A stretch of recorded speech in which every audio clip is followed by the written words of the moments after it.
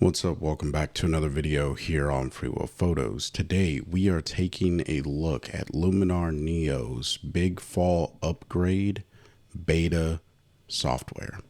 Now, I have to be very clear, this is a beta software that was provided to me from Luminar so I can test it out, provide feedback, and things of that sort.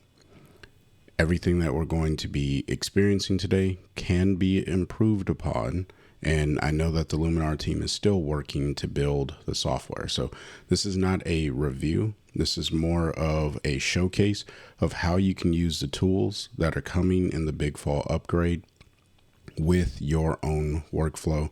So just imagine using the tools and not so much what's happening with the tools, even though there are some things that I think should be pointed out. So very first thing that we're going to cover is going to be the virtual copies. Now, if you're not familiar with a virtual copy, all you have to do, or what it does, is it makes a copy of the image without making a duplicate. So it's more virtual than it is physical, and it only exists inside of the library. So this is a really cool way to test out different looks, which we haven't really been able to do in the past. To do this, what you want to do is right click on an image and you can click create virtual copy. Now notice that there is a keyboard shortcut, command and comma.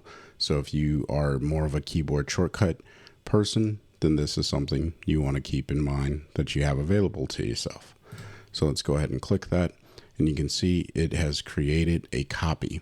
Now there's an icon up here at the very top right next to if it's a raw image, which in this particular folder, most of these images are raw. Now that we have our virtual copy, I'm ready to go into the editing and really start to have some fun. So we're going to click on the photo here, click edit.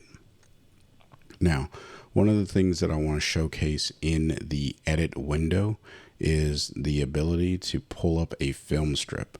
So previously we were not able to move through our photos while we were in edit, but now if I wanted to, I can jump in between all of my photos and stay right here inside of edit. So if you find that jumping between edit and catalog breaks your creative thought process and flow, now it's a little bit more streamlined. So one of the new tools that's available to us inside of Luminar Neo is the color transfer tool.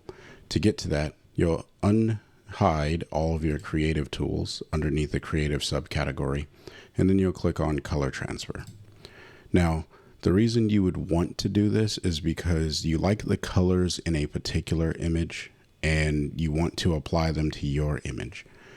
Now, the very first thing that you want to do with color transfer is click on the reference selection. This is telling Luminar to go find an image and to grab the colors out of that image. What you'll see here at the bottom, the last 5 images, those come as sample images with Luminar. And then the 2 at the top here, I actually pulled from Unsplash. So what I'm going to do is just go ahead and click on one of these reference images, which I think this image over here will actually do the best for this image. Now, down here at the bottom, you can see there's a little spinning circle and it's saying applying color transfer. This does take a little while. It was actually pointed out in the demo videos that this does take a little bit of time to apply the colors into your image. And in my testing, it does take some time. So if you are one of those people that wants to work fast, color transfer may not be the tool that you want to jump into right away. You may want to wait and apply this later, but then, you'll run into some other issues with contrast and things of that sort. So it's kind of a catch-22, and I'm not sure that the color transfer worked well with this particular image. Let's see if we pull down the amount, if I can make it look a little bit better. And this is just the challenge of trying to apply colors that may not map well with your image. So let's try this one here and see if this works out. And what's cool about this is if you happen to run across an image where you really enjoy the color, but you're not a very good color grader like myself, you can just copy what colors are inside of that image and put them into your own image. Now, the downside is not every image will look well on the photo that you are editing or the reference image. It may not transfer well like we seen in the first preview there. That's not a fault of Luminar, that's just the selection. So this is a trial and error type of thing where you will have to play around with your images to see what makes the most sense. And again, it does take some time, so you may not spend a whole lot of time trying to manipulate this. Now, to be fair with what color transfer can do to an image, you can see that I have color transfer applied to this photo, and here's the actual original image. So this is what I put into Luminar, and then by applying the color transfer, I was able to get this. So it does work. You just have to troubleshoot this on your images to make sure that it's going to work well. So the next tool is more of a use case for a specific image. So I selected a photo that has some very distinguished blue tones inside of it. And what you can now do is mask based off of selecting a color in the image. So what I'm going to do is come up here to Essentials, and we are going to click on Develop Raw, and we're just going to make some very basic edits really quickly. So I'll push that, push the Smart Contrast. Instead, I'll bring that down. Yeah, there we go. That looks pretty good. And we'll let that go. Okay.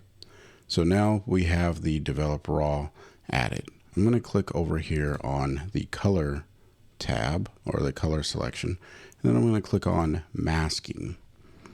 Now, what you'll notice is we have this color masking option. I'm going to go ahead and click that.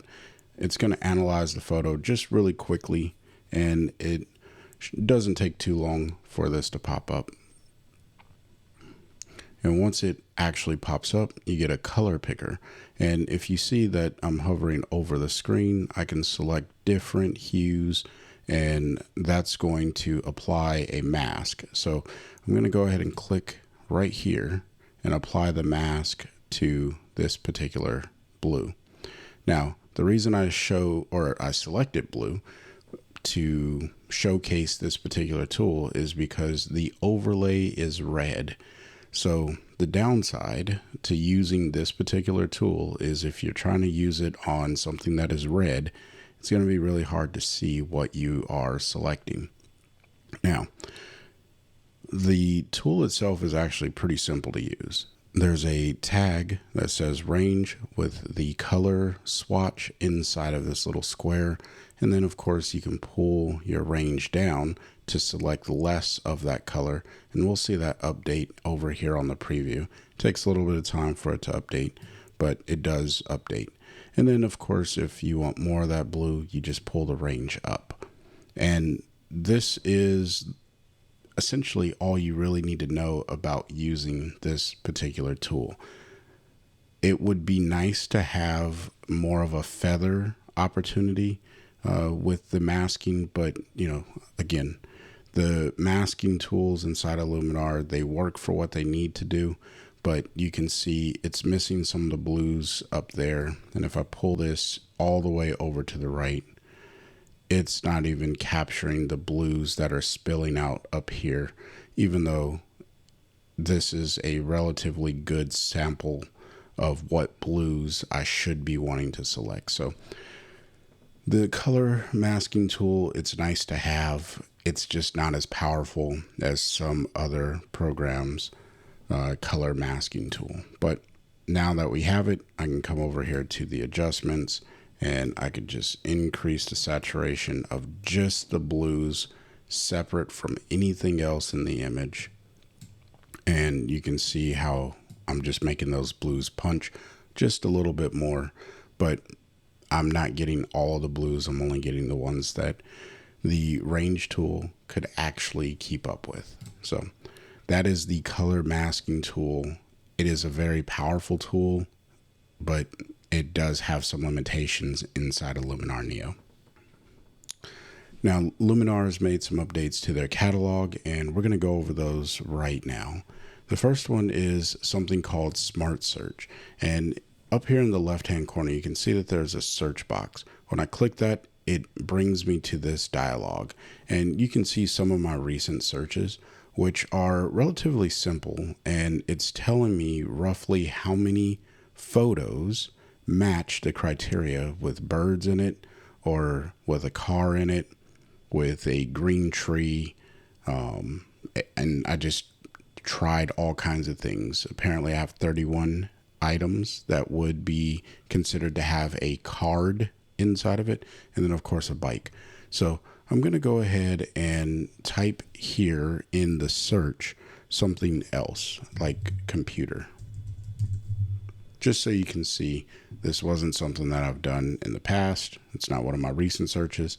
And so I thought that if I hit enter, it would actually search, but that's not how it works. So instead, after you type your prompt in here, or the search criteria, you got to click on the magnifying glass, or the little option that shows up down here below the break. And so when you click that, Luminar goes through its cycle of looking for things that, or it returns the items that it thinks have a computer in it. Now, as you can see, I am not seeing any images that have a computer in it. So it's not perfect, but it is something that is available. Like, I don't know, is there a computer here? Yeah, so there's a computer sitting right here. I think I found one image that actually has a computer in it.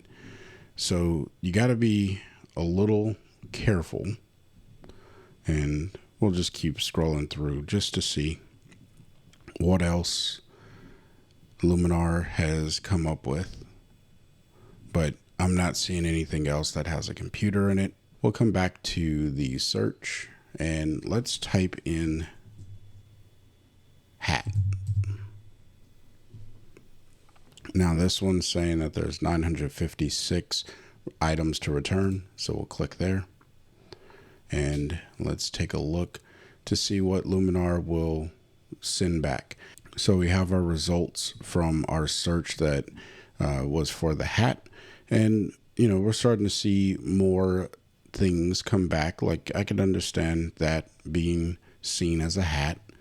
I could see how Luminar would have thought that this was a hat. So the model is relatively good at identifying simple things, but your catalog is going to be different than mine, because you're going to have different images that Luminar needs to go through, and based off of how the AI model was trained, it's going to look different for everyone. You're going to get different results. So something worth noting, yes, you can search for images of people with hats and things of that sort, but what's really cool and why this feature is useful is because, let's say I did need photos of people with hats out of my catalog. So I'm going to go ahead and select a few here. Let's go with, and we'll get this one. Okay. So now what I can do is I can come over here, hit the plus icon, and I can label this an album called hats. All right. And to reset the search, all I have to do is click on catalog again, or I'll come back over to all photos and then click catalog. That's going to reset the search. It just brings me to the photos that I last had, or the last selected image, where that is in all the photos. And then I can come back to search, and I want to look up something like a snake. So we'll click to allow Luminar to search through for all the photos that I have of a snake. And let's say I like this one and this one. So I got my 2 photos of a snake, and maybe 3, just for fun. We'll hit the plus icon over here, and I will label this catalog or this album snakes. And notice that it brought in, even though I selected just the raw images, or the JPEG in this case, it brought in the raw and the JPEG image if you shoot in raw plus JPEG. So this is helpful if you have the raw plus JPEG images inside of your Luminar Neo catalog. It's going to give you both of those images inside of an album, which an album is just a digital portfolio or digital folder inside of your catalog that is referencing the location of images across your hard drive. So if I wanted to, I could add photos from this folder, and this folder, which live in a different physical space on the hard drive, but I can consolidate them into an album. And Luminar is smart enough to go and grab the images from each of those folders without moving them and puts them inside of a collection or an album, so I can easily access those images, make edits to them, and do whatever I need to. So the other thing that albums or the catalog was able to get an update on is you can move some of these around. So I can do recently updated. I can do descending, and then that puts them in opposite order, ascending, or I can just click on custom order, and then I can just drag these around. So if I always want my tutorials to be on top, the images for tutorials, I can do that. I just need to get it up here.